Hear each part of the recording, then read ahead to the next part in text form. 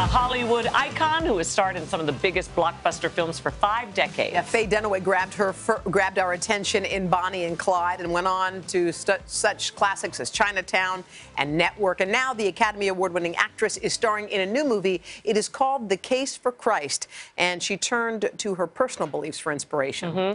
It's based on the true story of an atheist journalist looking to debunk the belief in Christianity. And along the way, he became a follower. I sat down with Faye to talk about the movie and the Best Picture envelope mix-up at this year's Oscars.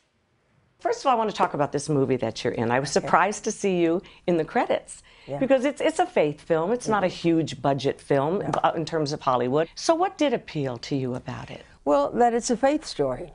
I became aware of this genre, you know, maybe a year or two ago, and I told my agent to look out for projects that I could do because I've been a devout Catholic since the beginning of my career. Listen.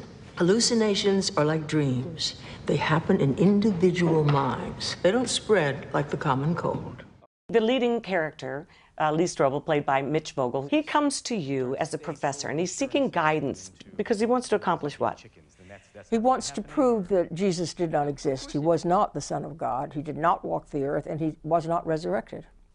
And in the beginning, I say, well, as a fellow skeptic, I can understand what you're trying to do. And then she went on to examine herself many of the incidents. I think everybody should be a bit of a skeptic. God's big enough for our questions. I don't think necessarily a skeptic, but you can investigate a lot, and you will be enriched by it. So has your personal faith been a source of comfort in your life? Yeah.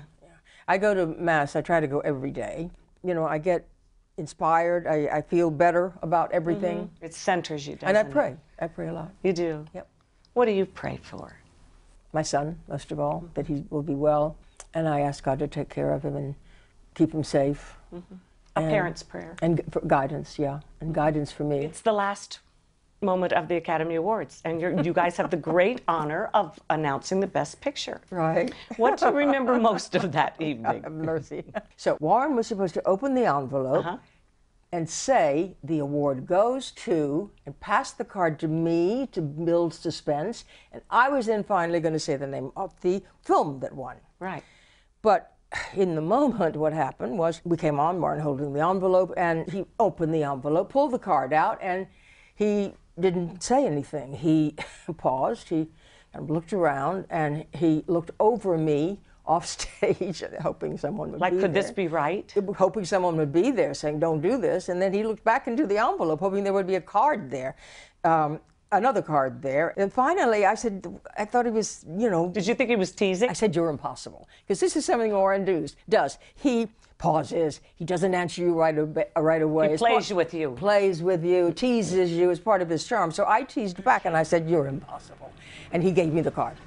And I read the name of the film, La La Land, which was what I was supposed to do. You don't know who the winner is, so that's what the card says. That's what the card said. But a lot of repercussions on this. Oh, of course. Well, you're plagued with what could I have done to prevent this? And the fact is you couldn't have done anything because the card was the wrong card. It was given to him. And even if it said Emma Stone on the top of it, I had to say the name of the picture. And so I said the name of the picture there. And then what happened was that someone said, no, you didn't win. You didn't win. Yeah, and you're caught in this whirlwind. Yeah, what were you thinking then? It's really, it was really one of the worst moments I've ever had. My. The things that turn up in the street these days. And what haven't you done yet in your life, even outside of the business? Something that sort of nags at you still, like, oh, I do want to do that one day. You know, it's always work with me. I'm just a workaholic in a certain way. It's what I do, it's what I was born to do, it's what I've studied to do, it's what I'm happiest doing. I'm very particular, I'm very detail-oriented, and I really want to do something well. And I think that's the time I'm happiest. So a new project would be maybe happiest, I suppose. It's such a pleasure. What a really, terrific what an honor. interview, too, and so much insight from her, right? Yeah, we spent about an hour together, and I just enjoyed it so much. Thank you very much, Faye. Okay, The Case for Christ is in theaters now, and we should mention the accounting firm in charge of handling the Oscar results took full responsibility for the mistake, although the gentleman, I believe, who gave him the wrong card was let go. That's what I hear. Don't you think that story should be put to bed? Like, it's in the... Yeah, they've had it enough. shouldn't have to follow her for the rest of her life. They were exactly. just victims on this whole thing. Hello, Today fans. Thanks for checking out our YouTube channel. Subscribe by clicking that button down there and click on any of the videos over here to watch the latest interviews, show highlights, and digital exclusives.